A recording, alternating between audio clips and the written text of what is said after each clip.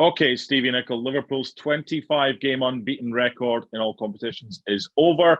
Did they deserve to lose at West Ham? Did they do enough to take something from that game?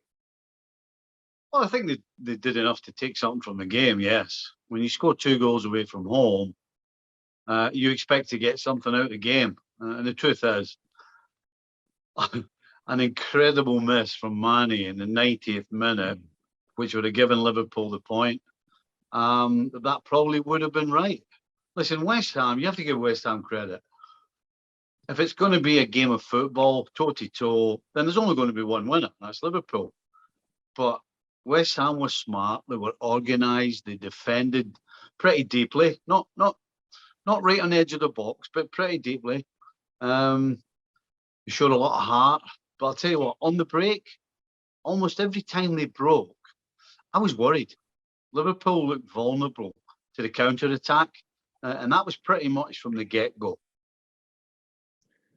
Liverpool looked a bit of a mess at set plays, and they were up against one of the best teams in the Premier League from set pieces. And whether it was Alisson or whether it was defensive deficiencies, West Ham made them pay, didn't they? Yeah, well, I mean, the first goal, in my opinion, is a foul on Alisson.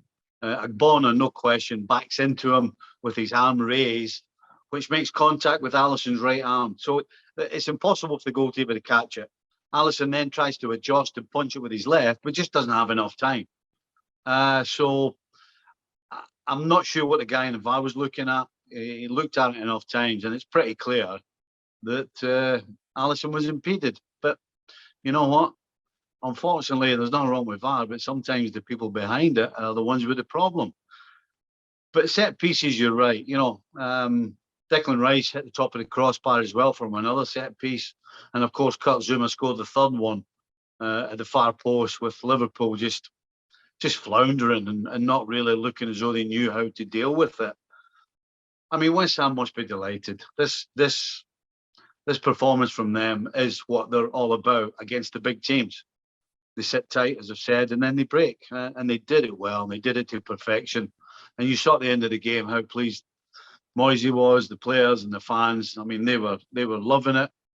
I guess you got to say that you got to enjoy it when it comes along, and they certainly did that. Look, Liverpool are a fantastic team. They get lots of plaudits, and they deserve that. But West Ham have gone above them with that win. Do you think West Ham have had enough plaudits for the way they've played this season and how good they have been consistently in putting points on the board under David Moyes? Because it wasn't too long ago that people were saying, "Oh, get Moyes out of here." No, I think they absolutely have plenty of plaudits. Listen, the second part of last season, they were good. They got plenty of plaudits then. I think all season long they've been given plenty of plaudits. And you got to give credit to Moyes more than anybody for that. I mean, today was a perfect example of what you can do with an organised unit. And then, of course, when you have the power and the pace of a Mikel Antonio and Bowen to hit you on the break with Fornells coming later, and then you look at the set piece situation where I've got all those big guys that really don't have caused problems to not just Liverpool's defence today, but anybody who they come in front of. So this is yeah. West Ham absolutely have had the plaudits, and every single one of them thoroughly deserved, including today's. We've seen teams in the past, Stevie, get into the top four. West Ham, they're in there right now. Can they stay there? Are they good enough to stay there?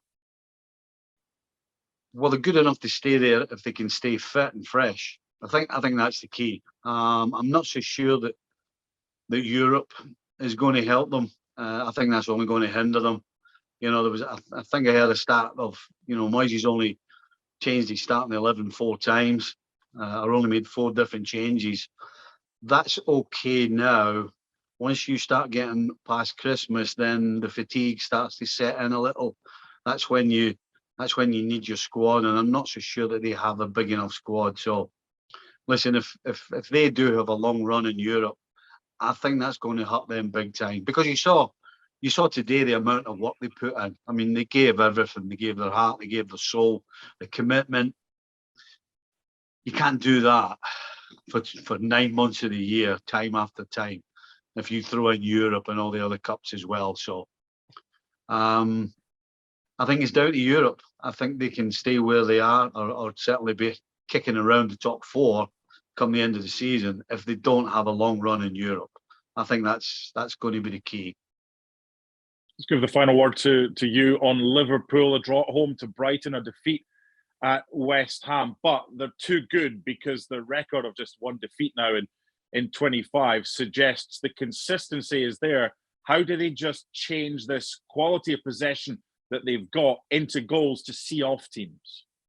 By not panicking, by calming down. Your initial thought after a loss, regardless of whether you've been on a 25-game unbeaten run or not, is of disappointment and how did this go wrong and how do we fix it and what can we do? But then you have to take a deep breath, you have to look at the league table, and after 11 games, you're 4 points off the top of the Premier League. So you have to take a deep breath, take your medicine, and believe in the things that you've been doing and the things that got you to where you are. So it's not time for panicking yet. Thanks so much for watching ESPN on YouTube. And for more sports highlights and analysis, be sure to download the ESPN app. And for premium content and live streaming, subscribe to ESPN Plus.